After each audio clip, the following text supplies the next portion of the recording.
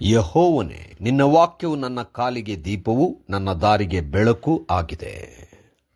ಭಾನುವಾರ 3 ಮೇ 2026 ಈ ದಿನದ ವಾಕ್ಯ ಧ್ಯಾನಕ್ಕಾಗಿ ನಾನು ಆರಿಸಿಕೊಂಡಂಥ ವೇದ ಭಾಗವು ಯೆರೆಮೀಯನ ಪ್ರವಾದನ ಗ್ರಂಥ 31 ಅಧ್ಯಾಯದ 2 ವಚನ.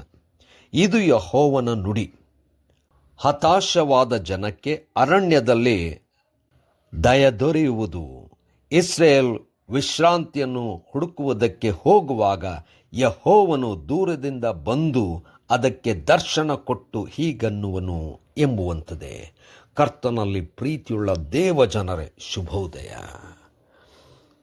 ಬಹಳಷ್ಟು ಹೋರಾಟಗಳ ನಡುವೆ ದೇವರ ದಯೆಯು ದೊರೆಯುವಂಥದ್ದು, ಉಳಿಸುವಂಥದ್ದು, ಆಶೀರ್ವಾದ ತರುವಂಥದ್ದಾಗಿದೆ.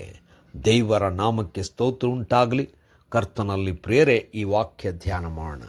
ಈ ದಿನದ ವಾಕ್ಯ ಧ್ಯಾನದ ಶೀರ್ಷಿಕೆ ಅರಣ್ಯದಲ್ಲಿ ದಯೆ ದೊರೆಯುವುದು.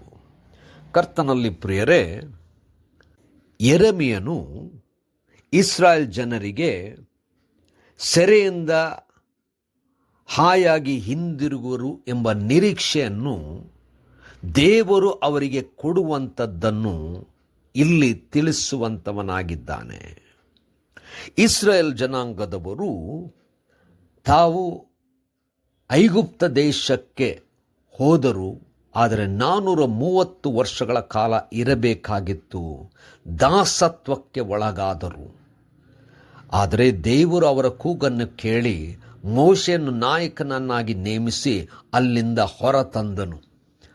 ಆದರೆ ಈ ಜನರು 40 ದಿವಸ ಮೋಶೆ ಸೀನಾಯಿ ಬೆಟ್ಟಕ್ಕೆ ಹೋಗಿದ್ದಾಗ ಮೋಶೆ ಬರದಿರುವನನ್ನು ನೋಡಿ ಆರೋನನಿಗೆ ಒತ್ತಾಯ ಮಾಡಿ ತಮಗೆ ವಿಗ್ರಹ ಮಾಡಿಕೊಂಡರು. ಇದನ್ನು ಕೊಂಡ ಮೋಶೆ ಕೋಪಗೊಂಡನು. ಆಗ ಯೆಹೋವನ ಕಡೆಗೆ ಯಾರು ನಿಲ್ಲುತ್ತೀರಿ ಎಂಬುದಾಗಿ ಹೇಳಿದಾಗ ಲೇವಿಯರು ಬಂದರು. ಅವರಿಗೆ ತಮ್ಮ ಸಹೋದರರನ್ನು ನೆರೆಯವರನ್ನು ಸಂಹರಿಸುವಂತೆ ಹೇಳಿದನು. 3,000 ಜನರು ಪ್ರಾಣ ಕಳಕೊಂಡರು. ಇದಾದ ನಂತರ ಇವರು ಮುಂದೆ ಬಂದಾಗ ದೇವರು ಅರಣ್ಯದಲ್ಲಿ ಅವರಿಗೆ ದಯೆ ತೋರಿಸಿದನು ಎಂಬುದಾಗಿ ಯೆರೆಮೀಯನು ಇದನ್ನು ಹೇಳುವಂಥವನಾಗಿದ್ದಾನೆ. ಕರ್ತನಲ್ಲಿ ಪ್ರಿಯರೇ, ಅನೇಕ ವಿಧವಾದಂಥ ಪರಿಸ್ಥಿತಿಗಳನ್ನು ದಾಟಿ ಉಳಿದ ಮೇಲೂ ಅರಣ್ಯದಲ್ಲೇ ಇರುವಾಗ ಆ ಅರಣ್ಯದಲ್ಲೇ ದೇವರ ಪ್ರಸನ್ನತೆ, ದೇವರ ನಡೆಸುವಿಕೆ, ದೇವರ ದಯೆಯನ್ನು ಇಸ್ರಾಯೇಲ್ ಜನಾಂಗದವರು ಹೊಂದಿದರು.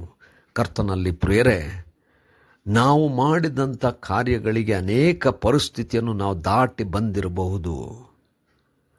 ಅನೇಕ ವಿಧವಾದಂಥ ಕಷ್ಟಗಳಿಗೆ ಕುಗ್ಗಿ ಹೋಗಿರಬಹುದು.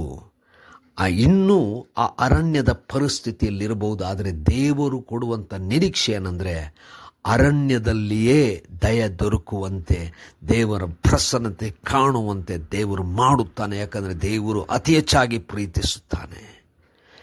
ಕರ್ತನಲ್ಲಿ ಪ್ರೇರೆ, ಆತನನ್ನು ನಿರೀಕ್ಷಿಸುತ್ತಾ ಆತನಲ್ಲಿ ನಮ್ಮನ್ನು ಸಮರ್ಪಿಸಿಕೊಳ್ಳೋಣ. ಕರ್ತನೇ, ದಯಾಮಯ ಸ್ವಾಮಿ, ಎಂಥ ಪರಿಸ್ಥಿತಿಯಲ್ಲೂ ನಿನ್ನ ದಯೆ ತೋರಿಸುತ್ತೆ ಎಂಬುದಾಗಿ ನೀನು ಕೊಟ್ಟಂಥ ಈ ನಿರೀಕ್ಷೆಯ ವಾಕ್ಯಕ್ಕಾಗಿ ಸ್ತೋತ್ರ. ಯೇಸುವಿನ ನಾಮದಲ್ಲಿ ಪ್ರಾರ್ಥನೆ ಬೇಡಿದೆವು ತಂದೆಯೇ, ಆಮೆನ್.